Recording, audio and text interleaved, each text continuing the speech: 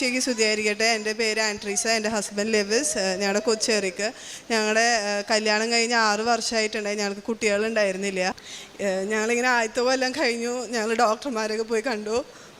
അപ്പോൾ ഇങ്ങനെ ഡോക്ടർ പറഞ്ഞു കുഴപ്പമൊന്നുമില്ല, നിങ്ങൾ സ്ട്രെസ്ഡ് ആവേണ്ട ആവശ്യമൊന്നുമില്ല. ഇതിപ്പോൾ കുറേ പേരുണ്ട് ഇങ്ങനെ കുട്ടികളില്ലാത്തവർ. അപ്പോൾ അതങ്ങനെ പ്രശ്നമൊന്നുമില്ല, ഒരു കൊല്ലം കഴിയുമ്പോൾ ആയിക്കോളും, നിങ്ങൾ ഓവർലി സ്ട്രെസ്ഡ് ആവേണ്ട ആവശ്യമൊന്നുമില്ല.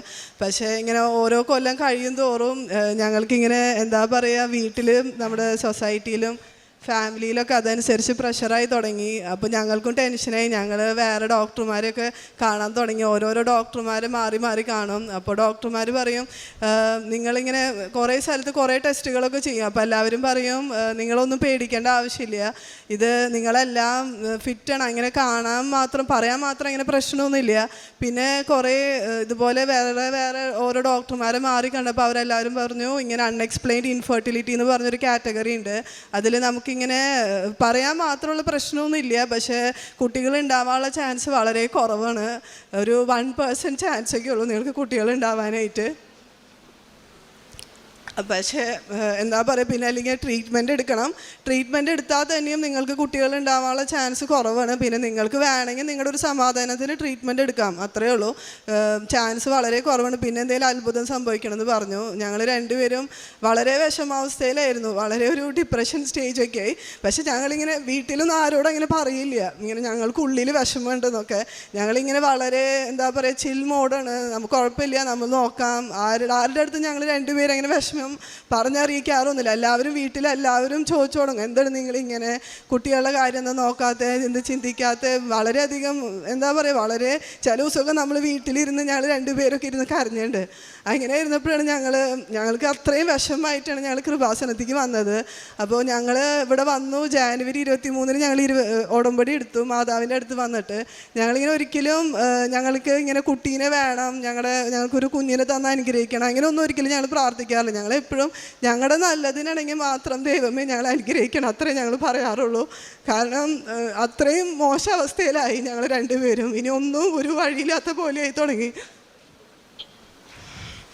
അങ്ങനെ ഞങ്ങൾ 3 മാസം പ്രാർത്ഥിച്ചു. എല്ലാ ദിവസവും പറ്റണ പോലെയൊക്കെ ഞങ്ങൾ എനിക്കും കേട്ടോ. കാലത്ത് ജോലിക്ക് പോകണ ആയതുകൊണ്ട് പറ്റണ ദിവസം കാലത്ത് 5 മണിക്ക് എനിക്കും പ്രാർത്ഥന എത്തിക്കും.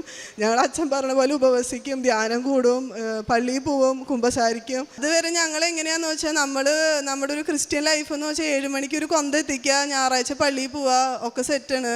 അധികം അതിൽ കൂടുതലൊന്നും നമുക്ക് വേണ്ട എന്നുള്ളൊരു ചിന്താഗതിയായിരുന്നു. പക്ഷെ അച്ഛൻ്റെ ധ്യാനം കൂടിയപ്പോഴും ഞങ്ങൾ മനസ്സിലായി ഞങ്ങളുടെ പല തലങ്ങളിൽ, നമ്മുടെ ഓഫീസിലും വീട്ടിലായാലും നമ്മുടെ പല ആളുകളോട് ഇടപെടുന്ന രീതിയിലും പല രീതിയിലും നമ്മൾ മാറ്റങ്ങൾ വരുത്താനുണ്ട്. നമ്മൾ പല ദാനധർമ്മങ്ങൾ ചെയ്യാൻ, നമ്മളിപ്പോൾ ഒരു 100 രൂപ പള്ളിയിൽ നേർച്ചിട്ടു അല്ലെങ്കിൽ ഒരു 500 രൂപ ഏതിലെങ്കിലും ഒരു ചാരിറ്റി ഫണ്ടിന് കൊടുക്കണതല്ല ദാനധർമ്മം. നമ്മൾ ആവശ്യമുള്ളവർക്ക് അറിഞ്ഞ് നമുക്ക് ദൈവം തരണ നമ്മുടെ ശമ്പളം നമുക്ക് തന്ന് അധ്വാനിച്ചുണ്ടാക്കണേന്നൊരു ഓഹരി വേണം നമ്മൾ ദൈവത്തിന് സമർപ്പിച്ച് ആവശ്യമുള്ളവരുടെ കയ്യിൽ നമ്മൾ ബാക്കിയുള്ളവരോട് പറഞ്ഞറിയിക്കാണ്ട് കൊടുക്കണതും അച്ഛൻ വഴി ഞങ്ങളെ വളരെയധികം സഹായിച്ചു. ഞങ്ങളതുപോലെ തന്നെ നമ്മുടെ ജീവിത രീതികളിലും നമ്മുടെ ദൈവിക ഭക്തി രീതിയിലും പല അധികം മാറ്റങ്ങൾ ഞങ്ങൾ മാറ്റം വരുത്തി. അങ്ങനെ ഞങ്ങൾക്ക് ഒക്ടോബർ 23 ഇതുപോലെ ഞാൻ പ്രഗ്നൻ്റായി. എല്ലാവരും ഇങ്ങനെ പറയും ആവില്ല, പക്ഷേ എനിക്ക് വളരെ ആഗ്രഹമായിരുന്നു ഇങ്ങനെ നാച്ചുറലി ഒക്കെ പ്രഗ്നൻ്റ് ആവാമെന്ന്. അത് അറിയായിരുന്നു എന്തൊക്കെയാലും ആവില്ല എന്നുള്ളത്. പക്ഷേ എന്താ പറയുക, മാതാവ് സഹായിച്ച് പിന്നെ ഞങ്ങളുടെ വീട്ടുകാരുടെ പ്രാർത്ഥനയും എല്ലാവരും ഇതുവരെ അങ്ങനെ ഞാൻ പ്രഗ്നൻ്റ് ആയി കഴിഞ്ഞപ്പോൾ എല്ലാവരും പറഞ്ഞു എന്തൊക്കെയായാലും ഇത്ര നാളാവാത്തതല്ലേ, ഇതുവരെ ഒരു മിസ്കാരേജ് ഉണ്ടായിട്ടില്ല, അപ്പോൾ കോംപ്ലിക്കേഷൻസ് കുറേ ഉണ്ടാവും, അതനുസരിച്ചുള്ള ബുദ്ധിമുട്ടുകളൊക്കെ ഉണ്ടായിരിക്കും, അതുകൊണ്ട് പ്രിപ്പയർഡ് ആയിരിക്കണം എന്നൊക്കെ. പക്ഷേ എനിക്കൊരു കുഴപ്പമുണ്ടായിരുന്നില്ല. 9 മാസം ഞാൻ ജോലിക്ക് പോയി. അങ്ങനെ എന്താ പറയുക, ജൂലൈ 5-ാം തീയതി എറിക്ക് ജനിച്ചു. ഒരു കുഴപ്പമുണ്ടായിരുന്നില്ല. വളരെ ഹെൽത്തി ആയിട്ടുള്ളൊരു കൊച്ചിനാണ് ദൈവം ഞങ്ങൾക്ക് തന്നത്. എല്ലാവരും ഇങ്ങനെ പറഞ്ഞ് പേടിപ്പിച്ചു എന്തെങ്കിലും പ്രശ്നം ഉണ്ടാവും, നിങ്ങൾ വിചാരിക്കുന്ന പോലെയല്ല. പക്ഷേ മാതാവ് ഞങ്ങളെ അനുഗ്രഹിച്ച് വളരെയധികം ഹെൽത്തി ആയിട്ടൊരു കൊച്ചിനെ തന്നു. അതുകൊണ്ട് തന്നെ ജീവിതത്തിലും ഞങ്ങൾ വളരെയധികം മാറ്റങ്ങൾ വരുത്തി. അതുപോലെ ഏത് ജീവിത പ്രശ്നമുള്ളവർക്കും അതാണ് അന്ത്യം എന്ന് വിചാരിക്കാണ്ടിരിക്കുക. എല്ലാവരും പ്രാർത്ഥിക്കുക, നിങ്ങളുടെ എല്ലാ പ്രശ്നങ്ങളും ദൈവം മാറ്റി തരും.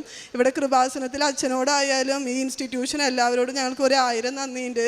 ഞങ്ങളെ തിരിച്ച് ആ ഒരു ക്രിസ്തീയ ജീവിതത്തിലും ദൈവം അനുഗ്രഹിക്കാനും ദൈവത്തിൻ്റെ അനുഗ്രഹം കിട്ടിയതിന്, അതുപോലെ എല്ലാവർക്കും ദൈവത്തിൻ്റെ ആ ഒരു ദൈവിക സാമീപ്യം അടുത്തറിയാൻ ഇടവരുത്തണേ ഞങ്ങൾ പ്രാർത്ഥിക്കും. എപ്പോഴും ഞങ്ങൾ പ്രാർത്ഥിക്കും കുട്ടികളില്ലാത്തവർക്ക് വേണ്ടി. അതുപോലെ എല്ലാവരുടെ പ്രാർത്ഥനകളും ദൈവം അനുഗ്രഹിക്കട്ടെ. ഉൽപ്പത്തിയുടെ പുസ്തകം 30-ാം അധ്യായം 22-ാം തിരുവചനം. ദൈവം റാഹേലിനെ സ്മരിച്ചു, അവിടുന്ന് അവളുടെ പ്രാർത്ഥന കേൾക്കുകയും അവരുടെ വന്ധ്യത്വം അവസാനിപ്പിക്കുകയും ചെയ്തു. ലെവിസ് ആൻ്റണി എന്ന ഈ സഹോദരിയും ജീവിത പങ്കാളിയും ഹൃദയം നിറയെ സന്തോഷത്തോടു കൂടി